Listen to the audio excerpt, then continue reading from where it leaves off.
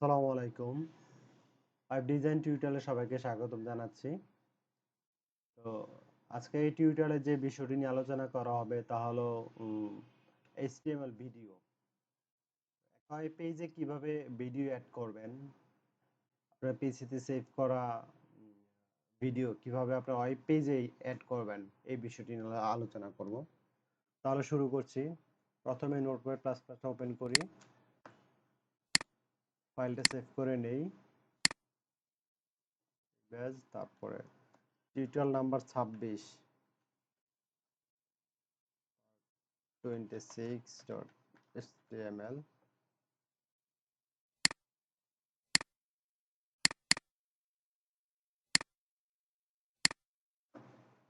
Primary ট্যাগগুলো নিয়ে আসি।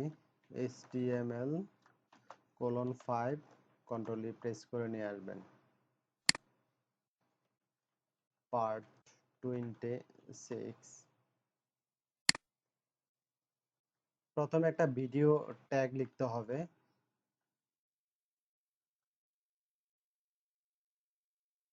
Video tag এটা হলো ওপেনিং, তারপর ক্লোজ করতে হবে, দ্যাট মিন্স ক্লোজিং ট্যাগ।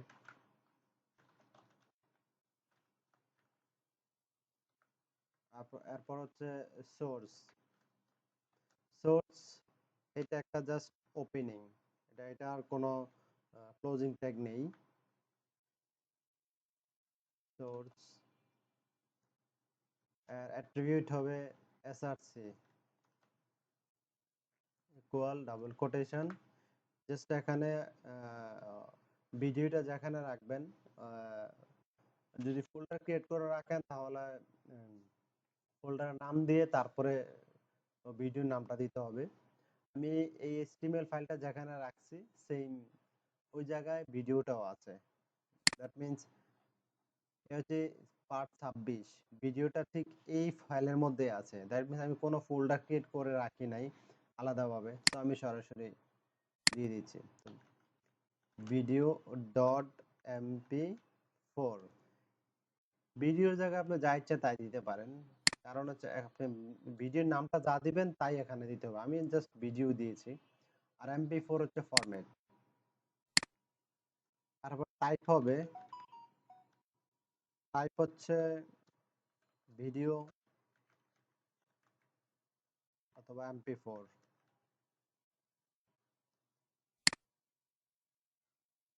এরপর জাস্ট এখানে কন্ট্রোল দিয়ে দিবেন। কন্ট্রোল কন্ট্রোলস এর মানে হচ্ছে ভিডিওতে আমি আউটপুট দেখলে যে প্লে বাটনে ক্লিক করলে ভিডিওটা ওপেন হবে, চলবে। কন্ট্রোল এস দিয়ে সেভ করলাম। এখন 26 নাম্বার ডাবল ক্লিক করি। ওকে, এই ভিডিওটাতে এখন ক্লিক করলে ভিডিওটা চলবে। এই যে ঠিক আছে। বাট ভিডিওটা বেশি চালানো যাবে না, কারণ ইউটিউব কপিরাইট করবে এই কারণে। এখন এটা তো পুরা স্ক্রিন জুড়ে আছে, বাট আমি চাচ্ছি যে একটা উইড হাইট দেওয়ার জন্য। তাহলে এটা দেব কোথায়?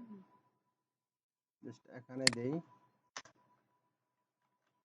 উইড, দিলাম 300, হাইট দিলাম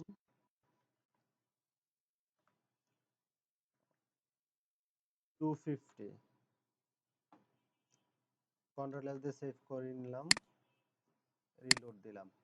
এ হলো সাইজ। আপনি যেই সাইজে আপনি ইচ্ছা মতো দিতে পারবেন, যে কোনো সাইজ দিতে পারবেন।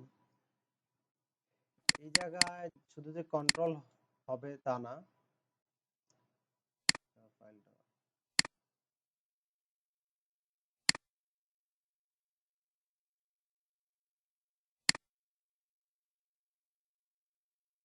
এখানে ধরুন অটো প্লে দিলাম, অটো